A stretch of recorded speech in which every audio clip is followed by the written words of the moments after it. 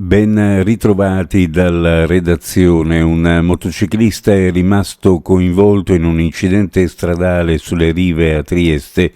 L'episodio si è verificato davanti al Molo Audace. La vittima, un uomo di circa 40 anni, non è in gravi condizioni ed è cosciente, ma secondo le visite del personale del 118 potrebbe aver subito una frattura ad una gamba. Pesanti contraccolpi al traffico sulle rive. Un ciclista è caduto durante il rientro da una gita in un tratto compreso tra il rifugio Fabiani e la strada nei pressi di Malga Ramaz a Paularo, Udine. Ad allertare i soccorsi è stato il compagno di escursione residente in Carnia.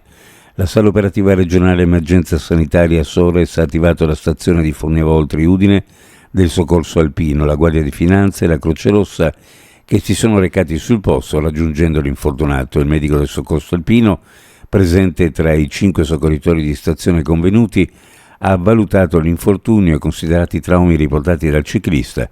Ha richiesto l'intervento dell'Eli Soccorso Regionalis. È atteso dunque l'arrivo dell'elicottero e l'imbarco del ferito a bordo per il trasporto in ospedale.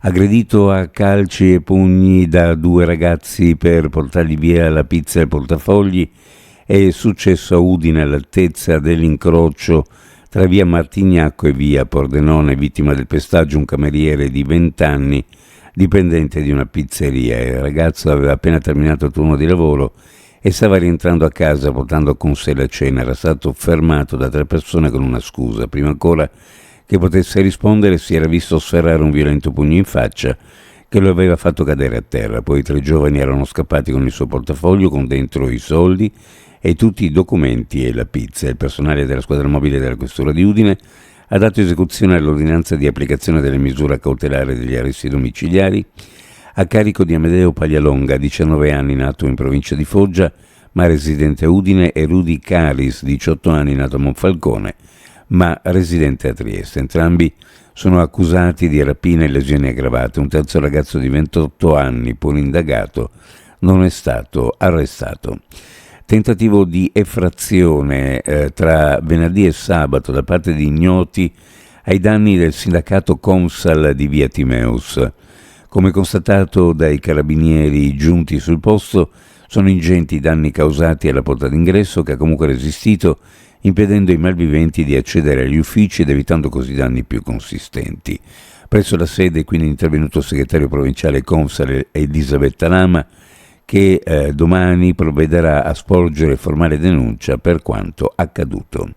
Uno sguardo alle previsioni meteorologiche per oggi. Su pianura e costa cielo variabile, con maggiori possibilità di schiarite verso la costa nel pomeriggio. Sulla zona montana cielo da nuvoloso a variabile, nel pomeriggio probabile qualche rovescio temporale che non si esclude possa in seguito estendersi verso la pedemontana e l'alta pianura. Sulla costa Borino, poi Brezza. Temperature minime in pianura fra 18 e 21, le massime fra 30 e 33 gradi, sulla costa minime fra 22 e 25, le massime fra 29 e 32 gradi centigradi. Previsioni a cura di ARPA e Fevuggi Meteo. Ed è tutto per il momento con l'informazione. Grazie per averci seguito. A più tardi.